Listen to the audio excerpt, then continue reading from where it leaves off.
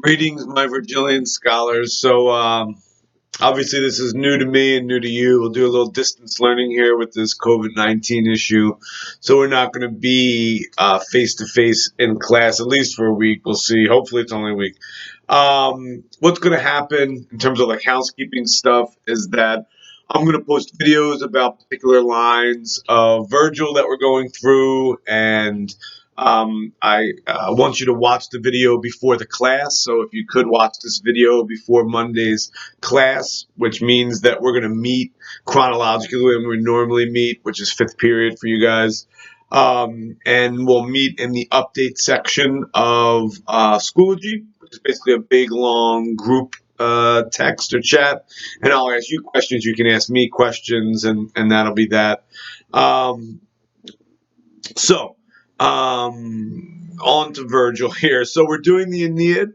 We started to do a couple lines, and we're going to do lines 659 to 666. So just like a small portion. Some of the lines we already went over, just to kind of keep it manageable. I don't want to make these super long videos. If you could please get your um, uh, get your document open, your PDF and your Notability, and you could hit pause right now so you can do that, and then have it open for when you return and you press play again. All right, welcome back. Hopefully you have the lines in front of you now. Just a note again about the nature of this. This is obviously like very new. I can't really test you or quiz you right now on the vocab and whatnot. You do need to know the vocab, so please make sure you're studying the vocab as you go along. You are going to be responsible for that vocabulary at the minimum on the trimester exam and the comp. Depending on when we get back to school, I'll figure out a way to assess you on that vocab. So please make sure that you're doing that as well. All right. Oremus. In nomine Patris et Filii et Spiritus Sancti. Ave Maria, gratia plena Dominus tecum, benedicta tu in mulieribus, et benedictus fructus ventris tui, Iesus. Sancta Maria, Mater Dei, ora pro nobis peccatoribus, nunc et in hora mortis nostrae. Amen. In nomine Patris et Filii et Spiritus Sancti. Blessed William Joseph Shamana, ora pro nobis. All right, eamus. Let's go. So again, we're in this portion here. It's the story of Dido's suicide. Remember that she has drastically changed from when we first met her in book 1 and book 2 and the other books up into this, where she was a boss lady. She was the queen bee. She was a queen without a king. She had sworn never to marry again when Zacchaeus was murdered by her evil brother Pygmalion and all this. And then Aeneas washes up on the shore, and she's kind of into Aeneas, but then is irresistibly into Aeneas because of the collusion of Juno and Venus. Juno obviously is being very manipulative, and Juno is looking to prevent the long-term creation of a city in Italy that will become Rome and eventually destroy beloved Carthage. And Venus is being kind of short-sighted and being duped in a way by Venus because Venus is Aeneas' mother and wants him to stay safe, and it's very comfortable in Carthage and all this. Obviously, we know Mercury showed up and alerted Aeneas that he needed to leave. He decides to leave. Dido, upon hearing this, freaks out. Frankly, she can't deal with it, and basically, begs him to stay. He won't stay. It's his fate. He has to go. And she asked her sister Anna to start gathering different things that she meaning Dido, kind of pretends is for some sort of like magical incantation, either to make her love fall away so that she's no longer irresistibly drawn to Aeneas, or to make Aeneas stay. So let's look at the lines here that we know what's going on here. In 659, we have Dixit. She spoke, meaning Dido. Et os impressa toro. Remember that impressa is a perfect passive participle.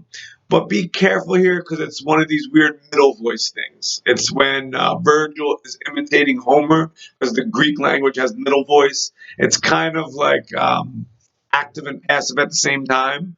It's like reflexively active, I guess is another way to put it.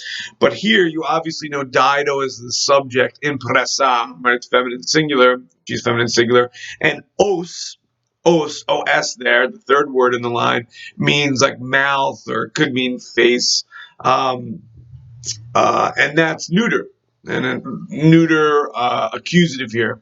Um, so that would be something like N having pressed her mouth. Tauro, toro. Toro is like a banquet couch. And having pressed her face into the or onto the Tauro dative with the compound verb impressa. You know, premo is its own verb. In premo is a compound verb. Compound verbs love datives. So what's happening here? You know, she's putting a pillow in her face and screaming, or she's doing something like that.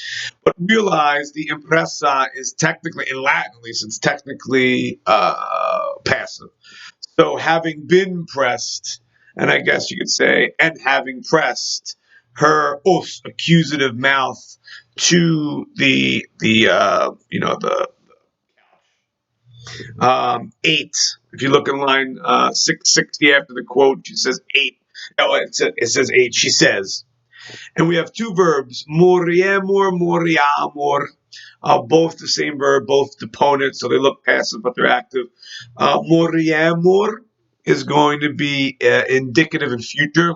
They're both first plural, which we'll talk about as well. And then moriamur is going to be subjunctive by itself. Subjunctive by itself. Hortatory, right? So the first part of the quote, moriemur in ultae, we will indicatively die. It's like a fact. We will in the future die in ulte, unavenged. Right? They're not going to get revenge on Aeneas or the Trojans. They pluralizing because the verb is plural. There's debate. Is she using Dido here, the royal we? Is it her and Anna? It's kind of unclear. I think it's kind of the royal we, to be honest. We will die in ulte, nominatively, unavenged. In ulte, modifying the we, that's the subject that's not expressed in the moriemur. Sed moriamur, but let us die. Hortatory. Just like in the beginning of class when I say oremus, let us pray. It's you're exhorting. Think of the verb hortor, hortari, right? You're exhorting it to happen. You're welcoming it to happen. But let us die. She's resigned to the fact that she's going to die. She's obviously planning her own death here. Then we get to another quote. We have sick, sick. By itself, that adverb just means like thus, thus, in this way, in this way. And you read it, it's very strange in Latin to see that adverb, or really most adverbs, to be repeated because you already used it once. You know what it means. So it could be an emphasis on Vergil's part. It could be he needs the extra syllable for the hexameter that we'll talk about. Probably not in this video, but in the next one. But also, I've read things and heard things in different lectures that this might be like onomatopoeic. It's like making the sound of the stabbing, her self-stabbing. And if you think about the word sika, sike means dagger. It's like what she might be using. So it's like the sound of her skin being pierced, like sick, right? She's being stabbed. Either way, as long as you know what it means, it's fine. The subtleties of the onomatopoeia is something that is just interesting rather than like a necessary thing I'm going to ask you about on a test. Okay, so thus, yuvat, she helps. Yuvat is an interesting word. It means help, please. It could mean a lot of things. She helps ire, infinitive, to go where? Sub umbras, under the shadows, under the shades, meaning the underworld. Later on, we're going to do a thing in book 6 where Aeneas goes to the underworld and actually sees the ghost of Dido, and all the ghosts of the underworld are labeled or called by Vergil umbra, shades. So here he's certainly talking about being sent, going ira, to go under the shades, meaning to the underworld. Umbras, accusative object of sub. Let's look at line 661 we're at now. Hauriat hunc oculis ignem crudelis ab alto dardinus. We'll do that much. It's a comma. So we'll start there. Hauriat, subjunctive. Your grammatical notes here, the editor says it's volative. It's just kind of Yusuf to me. Volative, Yusuf are kind of similar. You want it to happen, right? Volo volare, to want. So let some nominative singular thing drink in hauriat. And the subject here is the dardanus, is the first word in the next line. Right? Remember Vergil, you have to go hunting for the word order. Dardanus, which means Trojan. Remember, Vergil's the king of synonyms, whether it be for proper names like Saturnia, or whether it be for objects like sword, ferro, and ensis. We're going to see in these lines here. Realize that he's a poet and he's writing 12 books, and it's boring if he uses the same word over and over and over. Dardanus, what type of Dardanus? Crudelis. Let this cruel Dardanian, let this cruel Trojan. Crudelis is just a third declension adjective, so it's nominative, singular, masculine. It's modifying the Dardanus. Obviously, the Crudelis Dardanus is Aeneas. So let this cruel Dardanian, let this cruel Trojan, Hauriat, drink in, drink in. Now it's not about consuming liquids through the esophagus here. She's not talking about this literally. He's already on a boat on his way to Italy, right? Or I guess he technically makes a pit stop in Sicily and then to the Italian peninsula. But he's already on the water, right? So let the cruel Trojan drink in what accusative thing? Hunc ignem, this fire, ignem. Remember, she had created a rogus, which means funeral pyre, something that you light on fire and you cremate a body on in the ancient world. And again, this is poetry, so there's multiple levels here. The ignis could also be sort of metaphorical fire, her passion. We've seen that used before. Remember describing the snakes in Book 2 with Laocoon. Their eyes are burning with fire. They didn't have flame shooting out of their eyes, but there was a certain redness, a certain intensity about it. In any case, let the nominative Crudelis Dardanus drink in, take in this accusative fire. Honk being just demonstrative, right? Demonstrative. This accusative fire, oculis, with his eyes, by means of his eyes, ablative means. So let him look and let him see this. Let him know what he did. The idea is that he caused this, and he should know he caused this, and that he should feel bad about it, and he should, think twice about what he's done, and he should feel guilty about it, and all this type of stuff. Ab alto, from the deep, just an ablative of place from which, right? Ab alto. Alto obviously here is one of his synonyms for the sea. So again, the kind of dual, polyvalent meanings here. Obviously, on one level, let him drink it in from where he is, which is on the deep, on the sea. But again, we've seen this word used in Vergil earlier in Book 1, when we're talking about why Juno's so mad. We said that something was remained in mente alto, right, deep in her mind. So maybe like she wanted to drink this in really from the depths of his being here. Again, this could be me reading too much into it, but it's poetry, and Vergil doesn't use words by accident. So. Okay, so up into the comma now, just for a clean translation for your own purposes. Um, let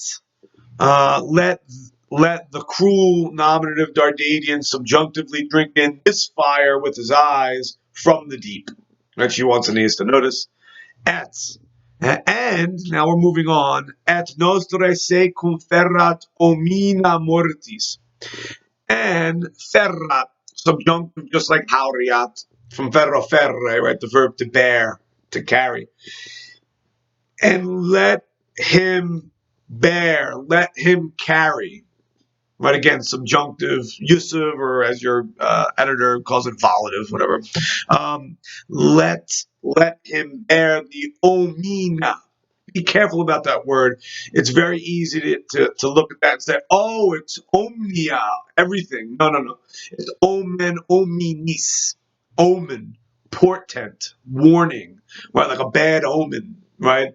It looks very similar, right? You have the O and the M and then the N close by, so you think it's omnis, omne, all or every. No, no nest. It means omen or portent or like sign. So let him bear, let him carry the omens, let him carry the signs. Omina, accusative plural, right? That's the direct object. And then for omen, ominis is a neuter third declension noun. Let him bear the signs. Nostre morti, still using that first person plural in the adjective there, of our genitive death. Nostre modifying mortis, both genitive, both plural, both singular, etc. Secum, let the subject, let him bear the accusative signs of our death with him, with himself. Like he has to deal with this. He has to carry around. In English, we say you have to live with yourself, right? Like, how do you live with yourself? How do you carry around this emotionally? That's what she's saying here, right? So let him deal, let him carry around, and let him bear the weight of what he's done, which is her eventual suicide and all this stuff. Okay.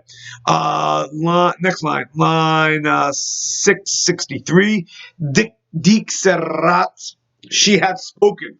Pluperfectly. Boring indicative verb. She had spoken atque, and now we go verb hunting aspicion. Present tense. Catch sight of. Who catches sight of? Comites. Comites, nominative plural. Here, I mean her servants, her attendants.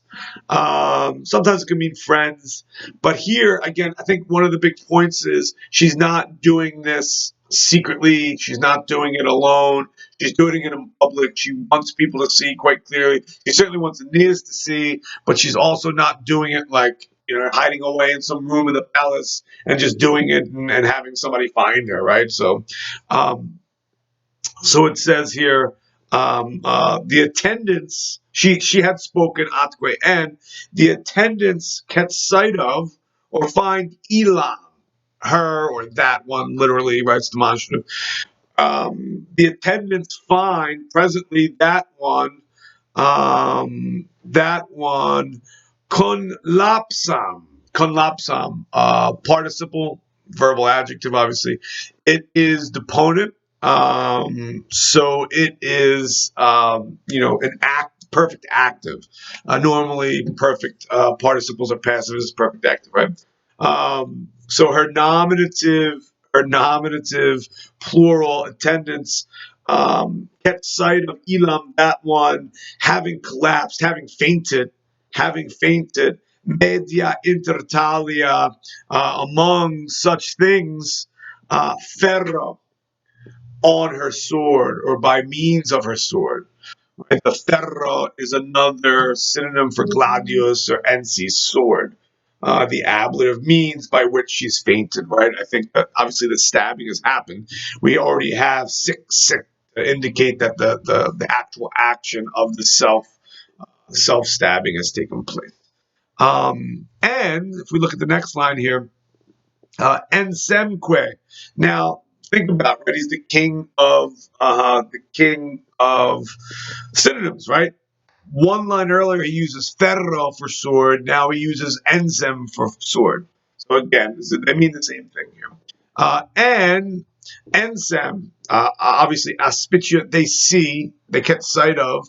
The accusative enzem, sword, And the sword is spumantem, spumantem, foaming, present active participle, describing the accusative ensem, and they catch sight of the sword foaming cruore, with blood, with gore, with blood with visible solids. Remember, synonym is like Sanyez, right? So cruore is a very harsh word, very harsh word. And they catch sight of the sword foaming with blood, and Manus and her hands, sparsas. Sparsas is perfect passive participle modifying the manus, right? They're both accusative, plural, and feminine. Sparsas manus. And they catch sight of her hands having been splattered, presumably with her own blood. Now I know you're down below. It talks about it could mean scatter. Here it doesn't mean scatter. They're talking about like specks of blood, or the blood splashing on her hands, right?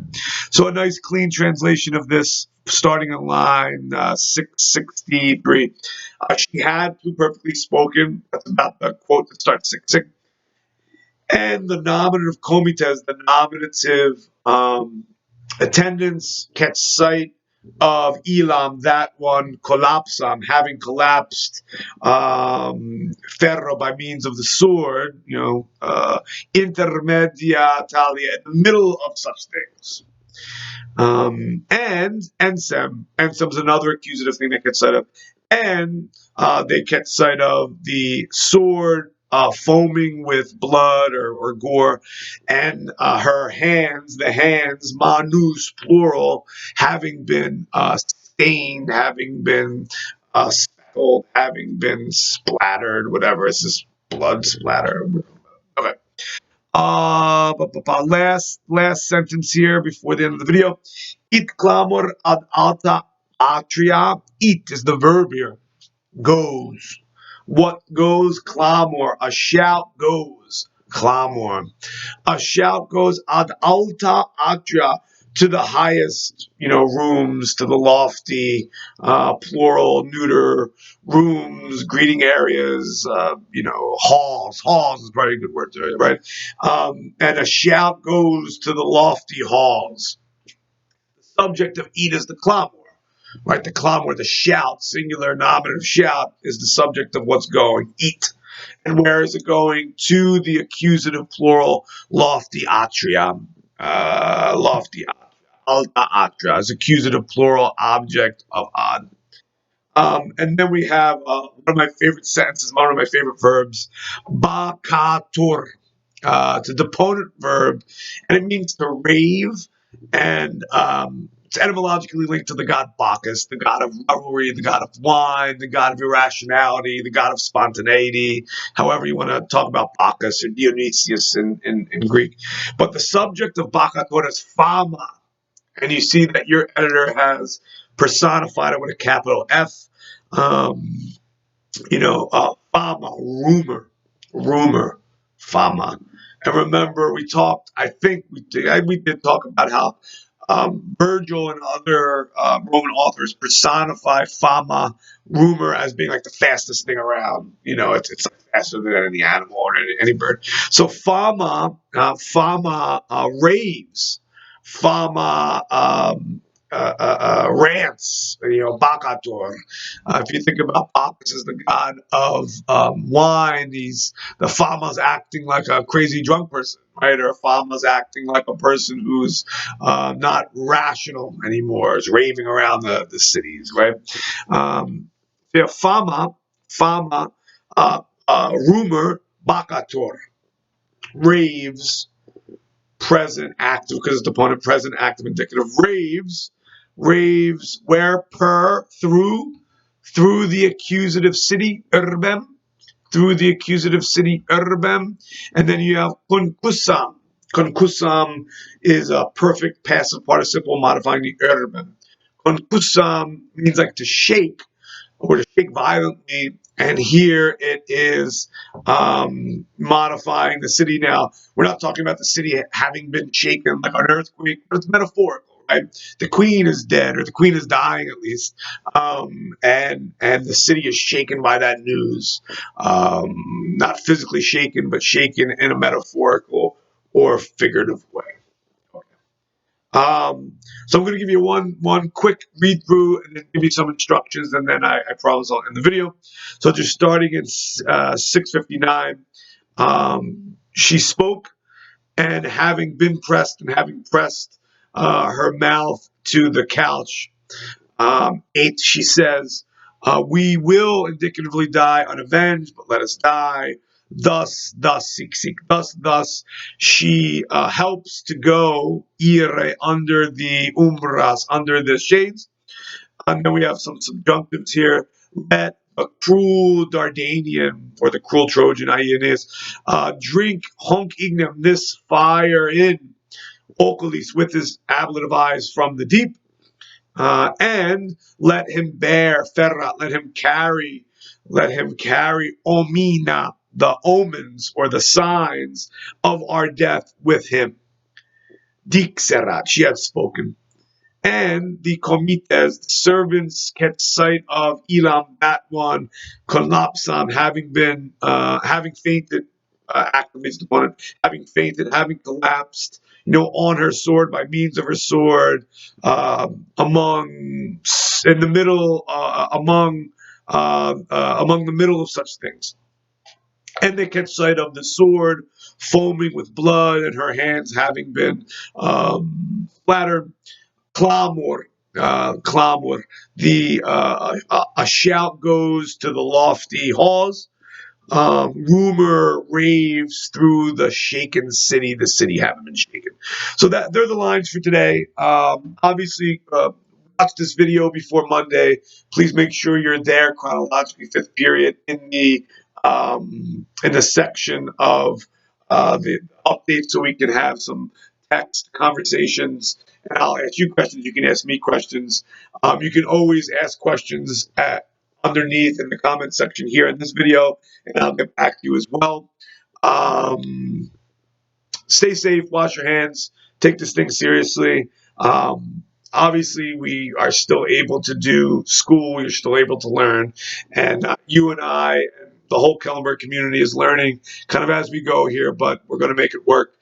Make sure to keep your eyes open for any assignments or updates or anything, email, whatever. I'm available. Email me any questions, and I'll clarify. Valete, stay safe, and I'll see you, or I'll see your textual presence, 5th period tomorrow in the update section of Schoology app. Thanks, guys. See you.